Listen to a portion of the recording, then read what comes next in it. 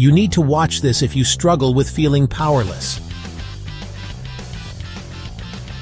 Because Maya's story proves you can change everything, even when life is stacked against you.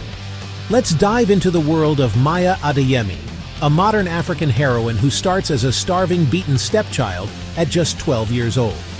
Intelligent, resilient, compassionate, Maya's suffering only makes her stronger.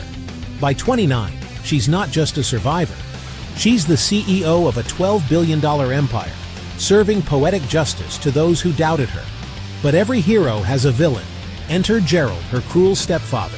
In his 40s, Gerald is the definition of greed pride, using his power to crush Maya's spirit. But pride comes before a fall. By the end, Gerald's on his knees, begging the very girl he once tormented. And in the background, there's Clara, Maya's mother. Gentle, hardworking, fiercely protective, but too weak to stand up to Gerald. Clara's final words, "Never stop fighting," become Maya's guiding light long after she's gone. And let's not forget Mr. Okoro, the wise, fatherly mentor who finds Maya on the streets. With kindness and patience, he gives her food, books, and the spark that ignites her love for numbers and business. Hey there, amazing fans!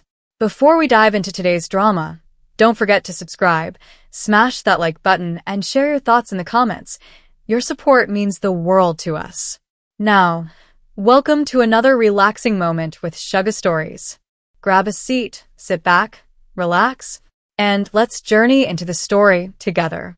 The rain fell in thin needles against the rusted zinc roof, each drop echoing through the cramped one-room apartment. Maya sat in the corner, knees pulled up to her chest, staring at the last piece of bread on the wooden table. Her stomach growled painfully. She hadn't eaten since yesterday morning. Her mother, Clara, worked late at the textile factory. The woman came home every night with tired eyes and blistered palms, struggling to keep food on the table. But there was someone else in the house who turned even the smallest meal into misery: Gerald. Gerald was Clara's new husband, a man with a booming voice and a cruel hand. He was never truly a father to Maya. To him, she was nothing more than a burden, a waste of space, the child of another man. That night, Gerald lounged on the creaky sofa, sipping cheap gin. His eyes, bloodshot and sharp, darted toward Maya. "Why are you staring at that bread like a dog?" he sneered. "Is that all you think about food?" Maya swallowed hard, her throat dry. She whispered, "Please, can I eat it? I'm hungry." His face twisted in disgust. "Hungry," he barked. "Do you think food grows on trees? Your mother breaks her back to feed you, and you eat like a parasite." Before Maya could answer, Gerald leapt to his feet, grabbed his belt, and struck her across the back. The leather snapped against her skin with a sound that made her cry out. "Gerald, stop." Clara burst into the room, her voice desperate. She rushed forward, shielding Maya with her frail body. But Gerald shoved her away with one hand, sending Clara crashing into the wall. He raised the belt again. "You useless brat. You think you can eat in my house without asking? You'll learn today." The blows rained down. Maya curled into a ball, her cries drowned out by the storm outside. The bread lay forgotten on the table, soaked with her tears. Finally, Gerald stopped. He stood over her, breathing hard, belt dangling from his hand. "If you want to eat," he spat, "go beg in the streets. Maybe then you'll understand how worthless you really are." The next morning, Gerald made good on his words. He dragged Maya outside, shoved her into the muddy road, and pointed toward the market. "Go beg," he ordered. "If you bring back nothing, you'll sleep outside." Clara begged him, through tears. "Please, Gerald. She's just a child." But Gerald's eyes were cold. "If you pity her so much, go with her. But don't expect me to waste my money on her again." Maya stood trembling, barefoot in the mud. The market women stared at her with pity and scorn. One tossed her a rotten banana. Another muttered, "Poor child." That night, Maya returned with only scraps. Gerald slapped her across the face, so hard she fell to the floor. "You bring me garbage? Then eat garbage," he roared. Weeks turned into months. Maya learned to hide her hunger, her bruises, her tears. But fate delivered its cruelest blow when Clara fell sick. Her body, weakened by years of factory work, could no longer fight. Maya sat by her mother's side, holding her hand as she coughed weakly. "Maya," Clara whispered, "promise me, no matter what happens, never stop fighting. You are worth more than he says." Tears streamed down Maya's cheeks. "Mama, don't leave me. Please." Clara smiled faintly, brushed her daughter's hair, and took her final breath. Maya screamed. But Gerald only stood at the doorway, arms folded. When the burial was over, Gerald didn't wait a day. He grabbed Maya's small bag of clothes and threw it outside. "Your mother's gone," he said flatly. "You mean nothing to me. Get out." The door slammed. That night, 12-year-old Maya wandered the streets alone, the cold wind biting her skin. She hugged her bag to her chest and whispered into the darkness, "I will never forget this. One day, I'll make him regret it." The camera would zoom out, showing Maya standing under a flickering streetlight as thunder rolled across the sky. Hunger became Maya's constant companion. She slept under bridges, in abandoned sheds, anywhere she could hide from the dangers of the street. People mocked her, called her beggar girl, spat in her direction. But fate had not abandoned her completely. One afternoon, while searching for food, Maya stumbled upon a small, dusty bookshop at the edge of the market. The old man behind the counter, Mr. Okoro, watched her linger at the window. "You like books?" he asked kindly. Maya hesitated, then nodded. "Come in," he said. That day changed everything. Mr. Okoro gave her a sandwich, then a broom. "Clean my shop, and you can eat here. And if you like, you can read." Maya's eyes lit up. For the first time in months, she felt hope. Days turned into years. Under Mr. Okoro's guidance, Maya devoured books, math, business, literature. Numbers fascinated her. She learned how to keep accounts, calculate profit, and even manage small trade. At 15, she started buying scraps of fruit and selling them at the market. By 16, she was running a small stand.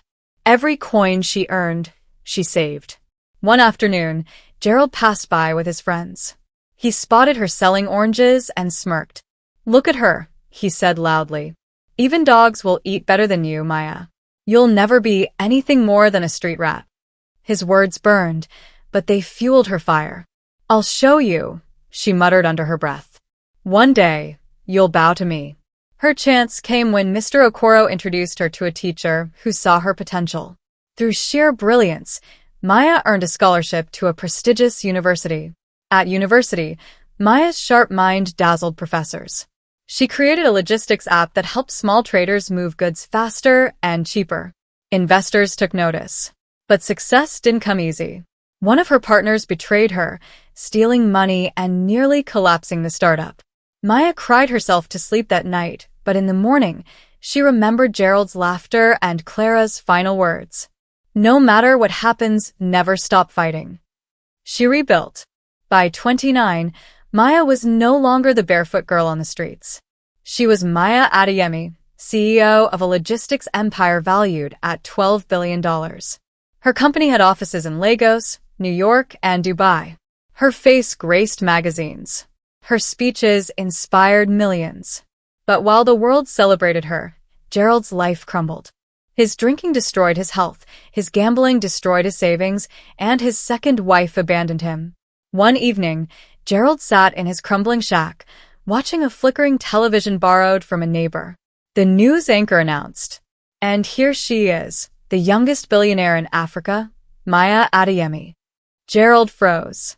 The camera zoomed in on Maya, elegant in a designer suit, smiling as flashes from cameras surrounded her. Gerald dropped his glass, his hands trembling. "That's my stepdaughter?" he whispered.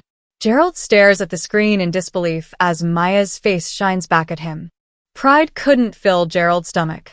Poverty gnawed at him until one day, he staggered to Maya's headquarters. The towering skyscraper gleamed, her name written boldly across its glass walls. Adeyemi Global. Gerald walked past the security guards, his clothes torn, his shoes barely holding together. "I need to see Maya," he croaked. The guard shoved him back. "This is not a place for beggars." Get lost. He fell to his knees. Please, she's my daughter. I need her. The commotion caught Maya's attention as she stepped out of her limousine.